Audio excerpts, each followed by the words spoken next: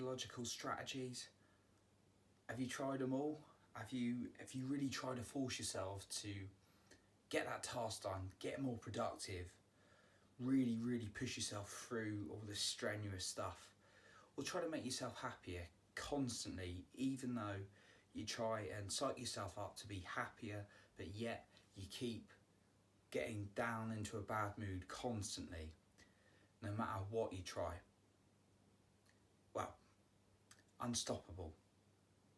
What's Unstoppable? Unstoppable is a fantastic book and course by author Ben Angel. It's about how we need the right biochemistry as well as the right psychology and focus in our lives in order to achieve success. And when I say success, I'm talking about being happy and going towards what you really want. So today's talk is around the Unstoppable book and course, mainly around the course. Who would I recommend it for? I'd recommend it for anyone who's watching my channel, because if you're watching my channel, you're obviously going to be into personal growth, improving your mental health, and generally improving yourself as a person. I generally recommend the course for anyone who wants to get the best version out of themselves. So what's in the course?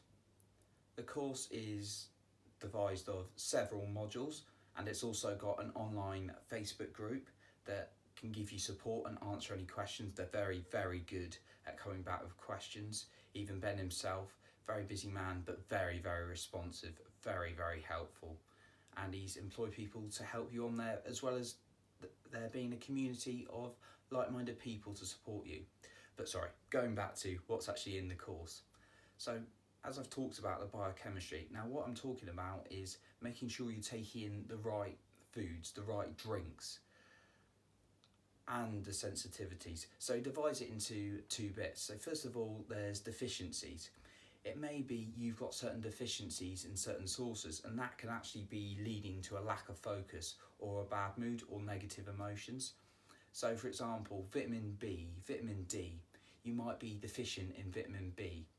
Now this can lead to negative things such as depression, anxiety, and physical symptoms.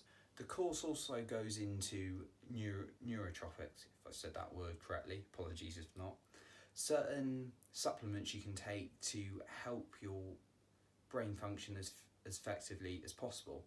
Now, I'd like to just add not to try too many at once, because that can be a bit of an overload for your body, and actually in trying one thing and seeing how it makes you feel and little bits. But things are recommended in the course such as qualia mind, which is very expensive but can be very effective, L-theanine and L-tyrosine, which are things that can help you focus longer, focus better, but also reduce things such as stress. Now, psychology is also discussed on the course, and NLP is discussed briefly on the course. And actually Ben gives a few tools on the course that you can use, such as a meditation and visualization you can use. So he's got a 10 and 20 minute visualization, which actually helps you associate past successes with challenges you're overcoming. And I've talked about overcoming challenges on a previous visualization video.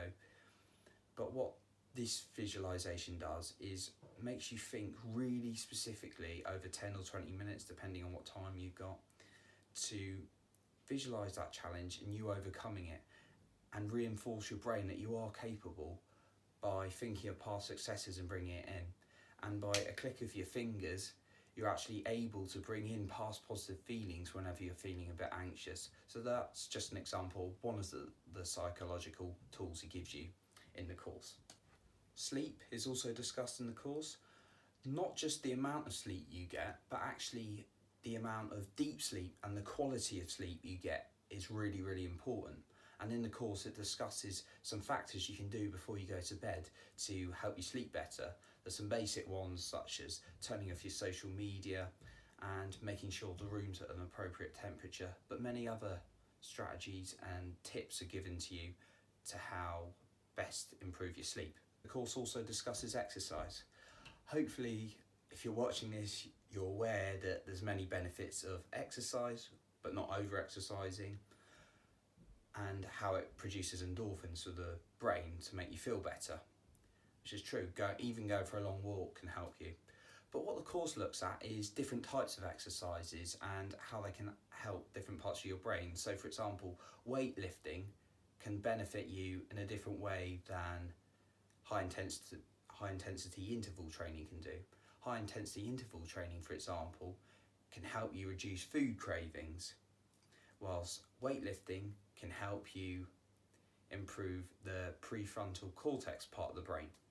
Another thing to touch on in the course, without me giving too much away, is some setback plans are given. So Ben talks about certain strategies that you can use to bring yourself into a more positive state. And I've talked about positive state change in a previous YouTube video that you can check out. But it's really thinking about past experience with music or good feelings and how you can bring that back when you're feeling down to bring yourself into a better state. So I've talked a little bit about what's in the course and who's it for, but actually I'll talk about what I found for myself so it can actually give examples to people what they might get out of it. Now what we're going to get out of it is going to be different for everyone because we all have different bodies, we all have different sensitivities, and we're going to have different deficiencies in certain sources, and we're going to have different lifestyle. But for me, the first thing I found was my sensitivity to caffeine. So actually there's a difference between being sensitive to coffee and caffeine, but I noticed when I took away that cup of coffee in the morning that I felt an awful lot better, even though it was hard at first because I had a natural kind of tendency or a habit to drink the coffee, and when I drank coffee it made me feel good for a good 10, 20, maybe 30 minutes, but then after that I would reduce in energy, I start to feel a bit anxious because naturally I'm quite an anxious person, and when I took it away I felt a lot more calmer and at ease, but I had to sort of make it into a habit not to have it. Now fasting. This was the second discovery I found. Now I've always been someone who's been a massive breakfast person. I always believe in starting a day, and I used to tell people who just skip breakfast, run into work, I'd be like, why are you missing the most important meal of the day? But I found fasting really helped. Now the fasting I did was a 16-8, so this is 8 hours of eating but 16 hours of not eating. And what the 16 hours does is allow your body to recover so that it's able to get more energy, get more mental focus, rather than using that energy to digest food while you're eating. So my typical fasting period I tried was I'd eat from about midday till about 8 at night, and then I'd have 16 hours until I could eat at midday again. If I ate at 9 o'clock, that's not a problem at night, but I couldn't eat until 1 o'clock, so it's the 16-hour gap that makes a massive difference. And I found I was more mentally alert. Even though I was a bit hungry, I was more mentally alert. I was more able to focus. Now, what you are actually allowed is you're allowed water at any point because we need water, but you're allowed black tea and black coffee, but you're not allowed any kind of milk or anything when you're in your non-eating period. But yeah, fasting really gave me more awareness, more awakeness in the morning, and helps improve my mood. But what I did is I went to Frivia, which is a local UK company who can take blood samples and then go away and analyse it in their lab. And I found I was a little bit deficient, naturally as a vegan, in vitamin D, especially when the sun was going away as well. So I started to take a couple of supplements and making sure I got enough vitamin D, and I found my mood improved slightly. High sugar.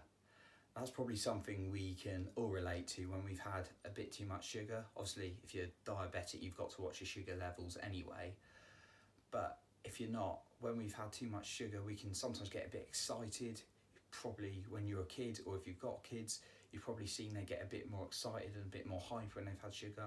And generally, when you've had more sugar, you have a lack of focus. But what I found was when I had my dairy-free chocolate treats, which still got packed with sugar, as well as a lack of attention, I had high levels of anxiety when I had too much sugar. So therefore, it taught me a lesson that I need to cut down on my sugar levels even when it's a treat day. And finally, better sleep quality. I found when I put my phone away or put airplane mode on, so I wasn't looking at social media, wasn't looking at whatever's going on with the news or whoever's arguing with who on Facebook, or whatever happy couples going away on holiday to a magical island, blah blah blah, that when I put that away and I started reading a book, making sure the room temperature was right, I would get a really good quality of sleep, and I was getting some real deep sleep, getting into dreams, and I'd wake up a little bit tired, but I feel refreshed throughout the day.